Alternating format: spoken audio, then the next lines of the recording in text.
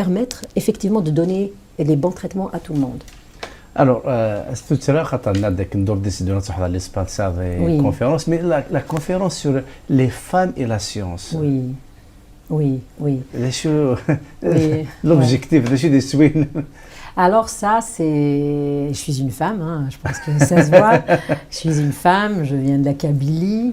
Je te disais tout à l'heure, moi je viens d'une famille où on était plusieurs filles. On est toujours plusieurs filles. Et voilà, on est capable. C'est pas évident d'être une femme. Hein. On continue à se battre. Tu sais, Simone Veil, on est en France là, hein. On est en France, on est à Paris. Simone Veil, qui a été l'ancienne ministre de la Santé, présidente du Parlement, une femme engagée. Moi, elle m'inspire beaucoup, Simone Veil. Et ben, je vais parler d'elle là. On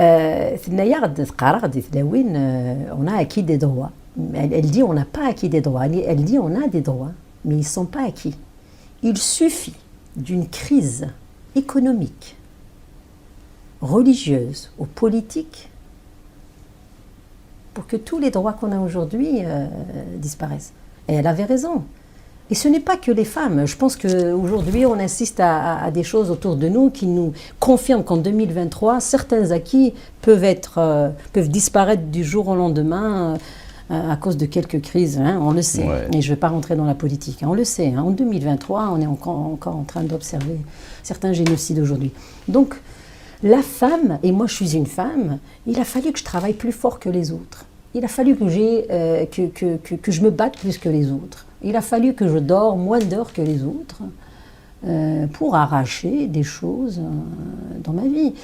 Et ce que j'aimerais dans cette association-là, en fait ça s'appelle STEAM Women. STEAM Women, il y a beaucoup d'associations qui existent dans le monde. Je n'ai pas la prétention de dire que c'est la seule, mais la mienne, elle vient de mon expérience.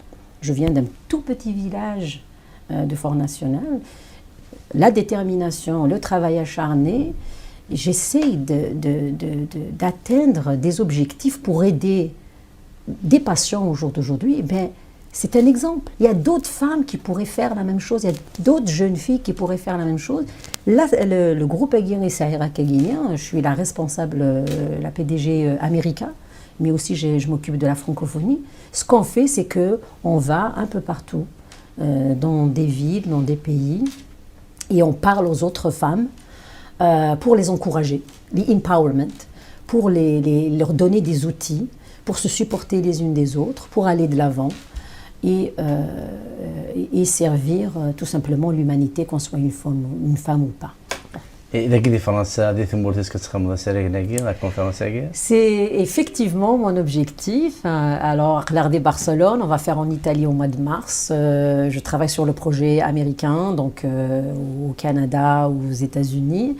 Mais mon bébé à moi, c'est effectivement la francophonie, donc l'Afrique francophone. Et j'espère que je trouverai des partenaires en Kabylie, parce que j'aimerais effectivement encourager Thilawinna. دكتور حكيمة زهرة يا حمينة غثان ملثام قران تشو كان كساغ لابيتود ساغ العادة اسكت للحاجة هذه لا قدم الصلاة في اللاس نكون بيتفكر على ستقصير دونك لا نصر والغور.